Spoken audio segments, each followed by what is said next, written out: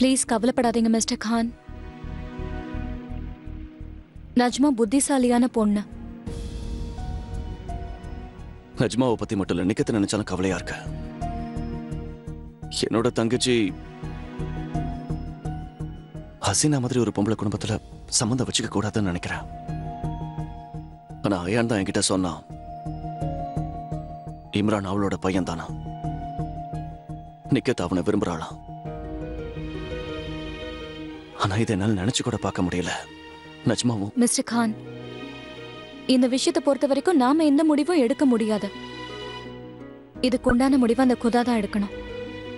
அப்புறம் நேரம் வரும்போது அது தன்னால தெரிய வரும். நாம அது வரைக்கும் சரியான நேரம் வரணும்னு தான் காத்துக்கிட்டு இருக்கணும். என்னமோ ஒண்ணு மிஸ் ஃபாரூகி, நிக்கத் நஜ்மா 2 பேருமே என்னோட பொறுப்பு தான். என்னோட பொறுப்புல இருந்து நான் விலக முடியாது. ஐ நோ, உங்களுக்கு உங்க 3 தங்கச்சிங்களும் ரொம்ப பிடிக்கும். அண்ட் ஐம் ஷூர் நீங்க என்ன முடிவெடுத்தாலும் அதுல நிக்கத் நஜ்மாவோட நல்லது இருக்கும்.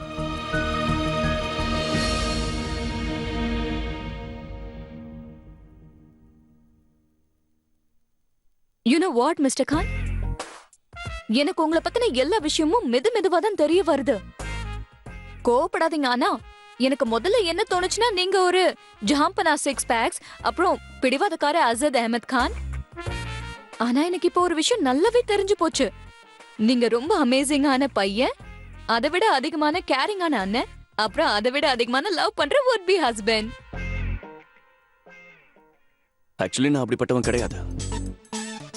சும்மா ஷோ காட்டிட்டு தான் இருக்கேன். அப்பதான் நீங்க என்னோட வலையில விழுவீங்க. Oh really? உங்க வலையில நான் சிக்கிடுவேனா? ஜோயா ஃபாரூக்கியை பத்தி உங்களுக்கு இன்னும் சரியா தெரியலன்னு நினைக்கிறேன் மிஸ்டர் கான். எனக்கு என்னோட வெட்டிங் அன்னைக்கு ரன்னிங் ஷூஸ் போடுற பழக்கம் ஏற்கனவே உண்டு. அது என்னன்னா, நான் permanent runaway bride. You never know, நான் திரும்பவும் ஓடி போயிட்டேனா?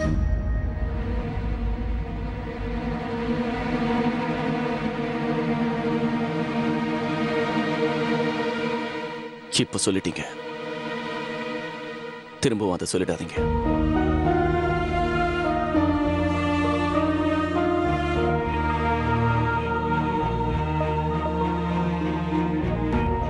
கம் ஆன் மிஸ்டர் கான், நான் விளையாட்டுக்கு தான் சொன்னேன். இது எனக்கு விளையாட்டு இல்ல மிஸ் ஃபாரூகி, நல்லா கேட்டுக்கங்க. திரும்பவும் என்னை விட்டு போறேன்னு மட்டும் சொல்லிடாதீங்க. அப்ப சீக்கிரமா என்ன நிக்கா பண்ணிக்கோங்க. I told you no. நிக்கால நான் பண்ற சத்தியத்தை என் உயிர் உள்ள வரைக்கும் நான் காப்பாத்துவேன். அப்புறம் என்ன வேணாலும் நடக்கட்டும், நான் அதை உடைய விடவே மாட்டேன். Promise.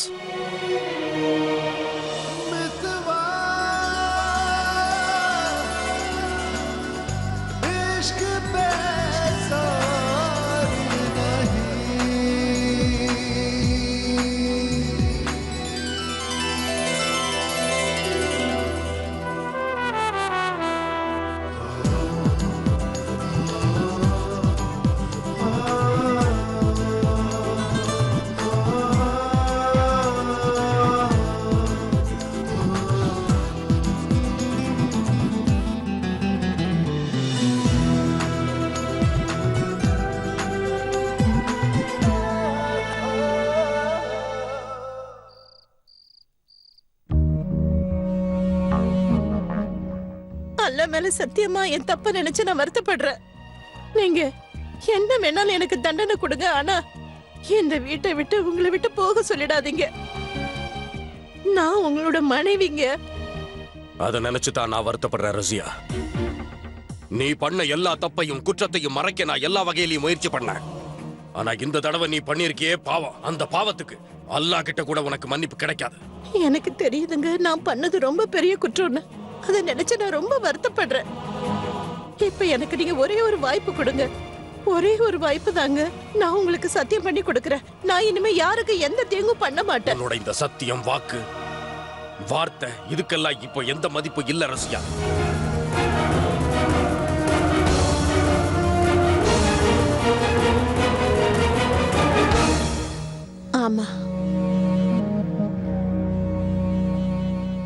நான் ஒரு குற்றவாளிதான். நான் ஒரு கீழ்த்தரமான பொம்பளைதான். ஆனா எனக்கு தண்டனை கொடுக்க உங்களுக்கு என்ன யோகிதை இருக்கு?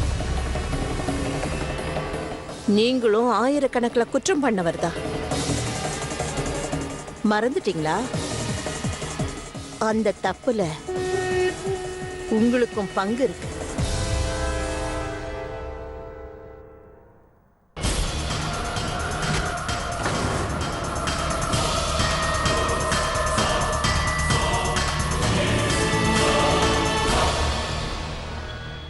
ரசியா சொன்னது ரொம்ப சரிதான். ஏன்னா நானும் தானே தப்பு பண்ணவனா இருக்க. அந்த குற்றத்துக்கு தான் அல்லாஹ் எனக்கு இந்த தண்டனையை கொடுத்திருக்காரு போல.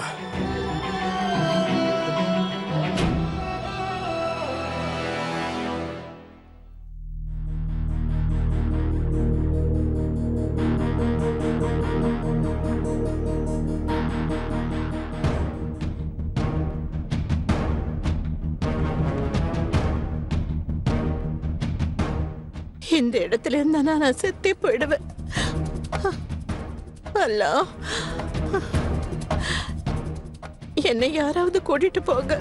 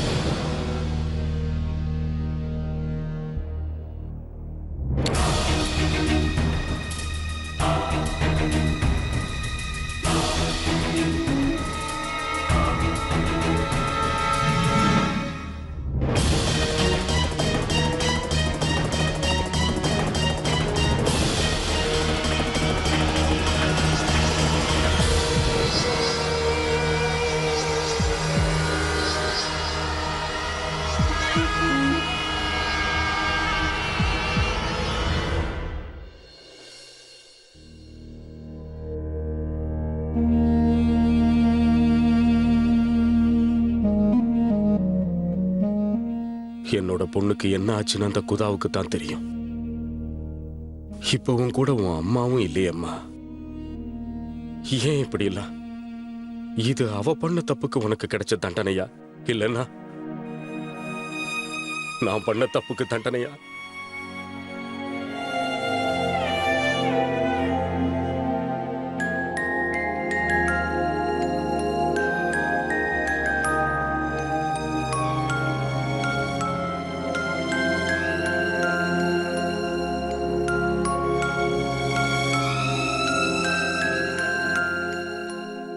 ஒரு பொண்ண நானே என்கிட்ட இருந்து விலக்கி வச்சுட்டேன்.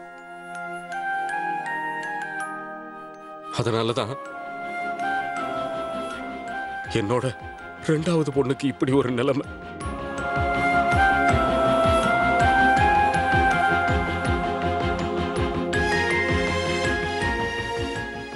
நாளைக்கு உனக்கு பிறந்த நாள்மா. உனக்கு நாளைக்கு பிறந்த நாள்னு தெரிய வருமான்னு அந்த குதாவுக்கு தான் தெரியும். மகளே,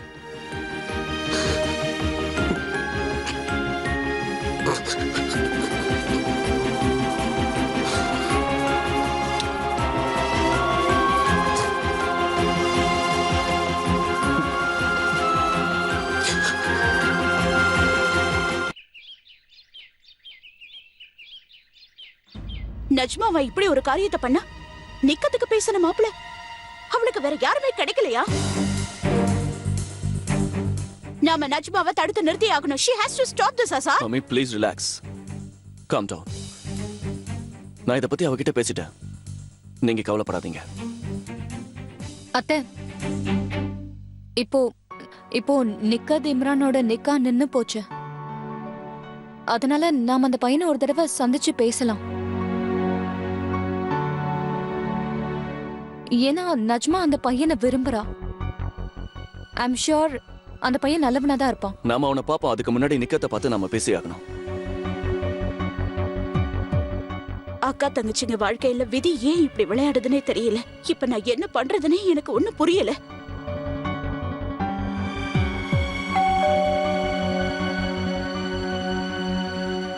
நான் பாக்குறேன்.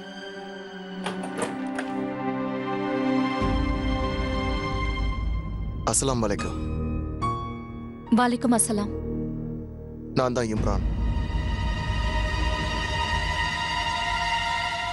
ஐ கெஸ் நான் உங்களை ஈத் ஃபங்க்ஷன்ல பார்த்தேன். You were there, no? ஆமா. ஆல்ரைட், வாங்க.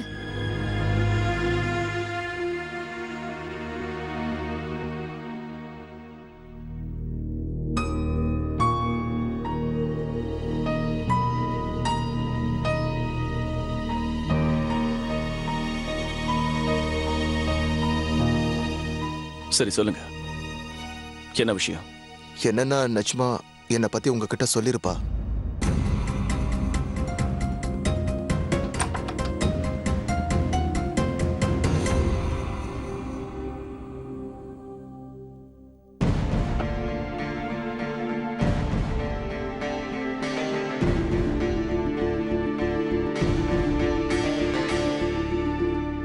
அது நான் உங்ககிட்ட ஒரு விஷயத்தை ரெக்வஸ்ட் பண்ணி கேட்க வந்தேன். நீங்க எல்லாரும் ஒரு தடவை எங்க அம்மா அப்பாவை பார்த்து பேசணும்.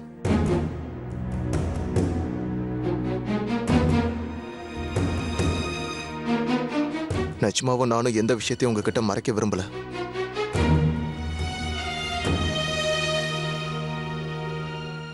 நீங்களோ இல்ல நானோ நஜ்மாவோ இதுல எதுவும் பண்ண வேண்டியதில்லை.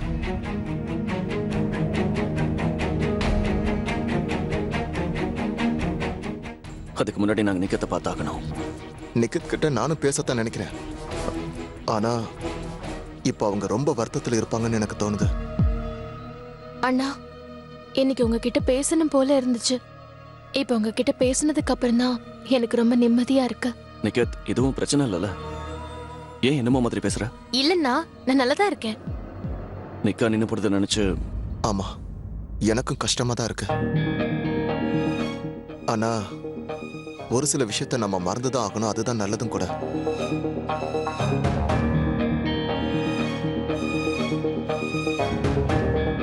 நிக்கத்து நானும் சேர்ந்து இருக்கும் போது சந்தோஷமா இல்ல.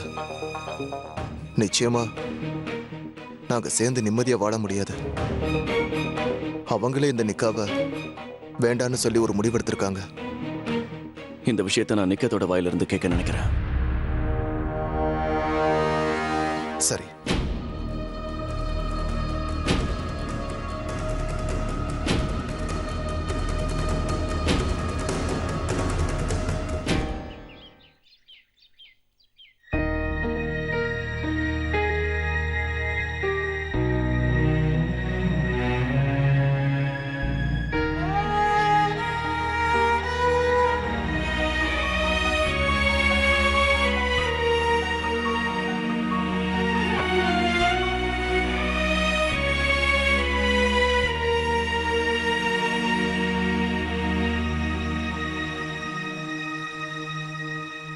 ஒவ்வொரு வருஷமும் ஹுமேராவோட பிறந்த நாளுக்காக இந்த பூவை வாங்குவேன்.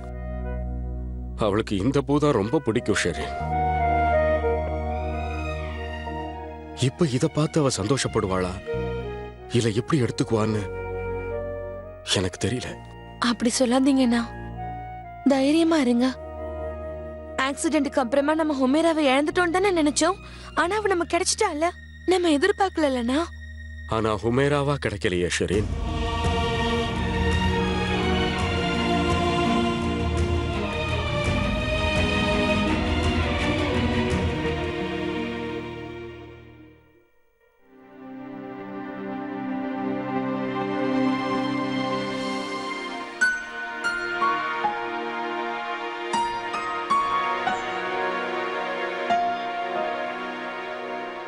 மாமா தைரியமா இருங்க. டாக்டர் தான் சொன்னார்ல, உமேரா சீக்கிரம் குணமாயிடுவா. ஓ வாவ்!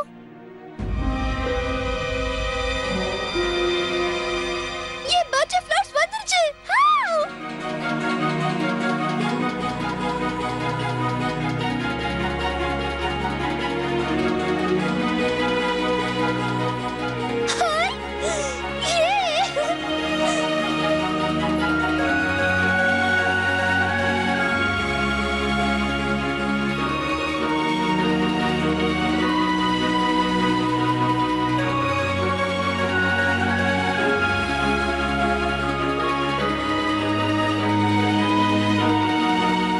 अस्सलामुअलैकुम அப்பா. வலைக்கும் அஸ்ஸலாம்.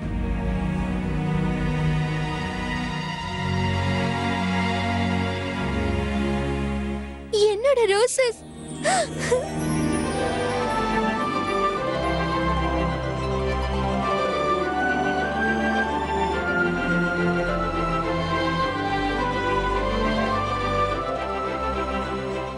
அப்பா, உங்களோட ஹுமேராக்கு நீங்க விஷ் பண்ண மாட்டீங்களா?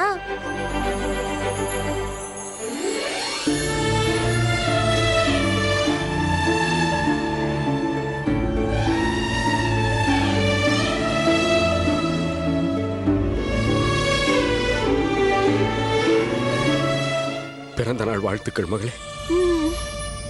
சில வருஷங்களுக்கு முன்னாடி இந்த நாள்ல தான் நீ எனக்கு கிடைச்ச. அதே மாதிரி தான் அல்லாஹ் இன்னைக்கும் உன்னை திருப்பி கொடுத்திருக்காருமா. திருப்பி கொடுத்துட்டாரா?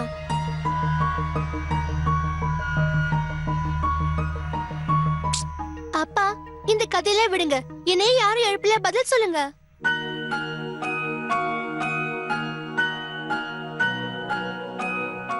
ஆமா, அம்மா எங்கப்பா?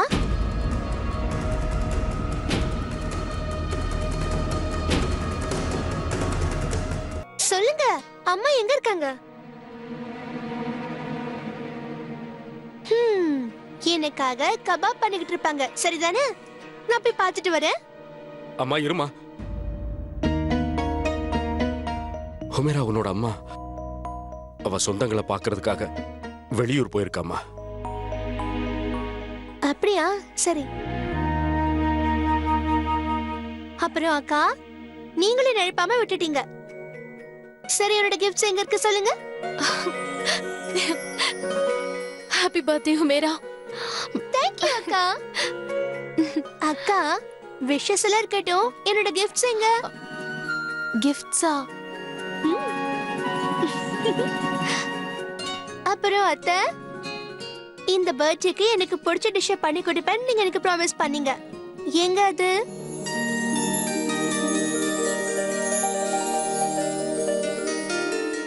பண்ணி தரேம்மா. சரி, இந்த நியூஜன் எங்க போனா? காலேஜ்க்கு போயிட்டாளா? ஆமா. உமேரா, இப்போ உனக்கு உடம்பு எப்படிமா இருக்கு? நல்லா இருக்கு, ஆனா கொஞ்சம் சரியில்லை. அது என்னன்னா, என் தலை கொஞ்சம் வெயிட்டா இருக்கிற மாதிரி இருக்கு. அண்ட் நேத்து நைட் நடந்தது எனக்கு எதுவுமே ஞாபகத்துல இல்ல.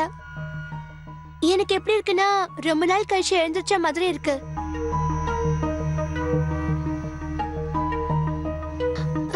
அது சரி, அயான் எங்க?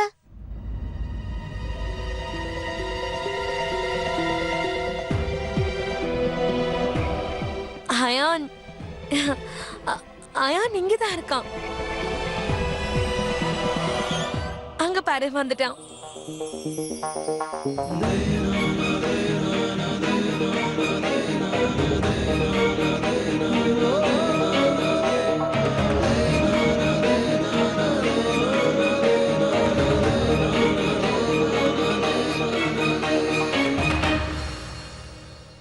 இப்போ உங்களுக்கு எப்படி இருக்கு ரஜினி?